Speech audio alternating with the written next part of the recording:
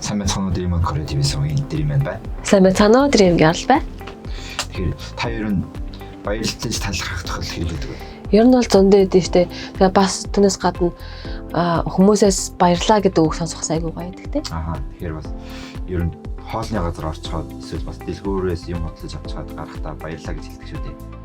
Тийм тэгэхээр өнөөдрийн бит хоёрын бэлдсэн бичлэг маань хэрхэн солонгосоор баярлаа гэж хэлэх вэ гэсэн зүйтэй байгаа. Тэгэхээр солонгосоор баярлаа гэж хэлхийг 감사합니다. Дахиад нэг хэлээд үзье. 감사합니다. 감사합니다. Тэгэхээр бас солонгосч хэлтгөө ер нь хаан чивсэн та бүхэн үйлчлэгийн газар орчход баярлаа гэж хэлэх тохиолдол их байдаг шүү дээ. Солонгосууд бас баярлаа гэхэд 감사합니다 수고하세요 гэдэг үгтэй айгүй хамт хэрэгэлдэг. Энэ нь болохоор бит хоёроо өмнөх бас бичлэг дээр бас тайлбарлаж ирсэн.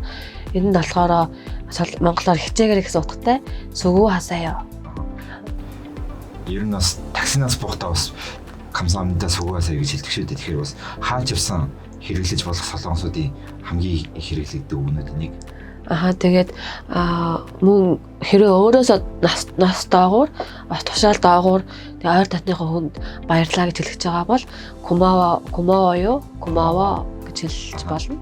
Тэгээ бас өөрөөсөө нас доогуур биш нас ихтэй хүмүүстэй эсвэл бас ойр татны хүмүүс биш тохиолдолд заавал 감사합니다 гэж хэлдэг.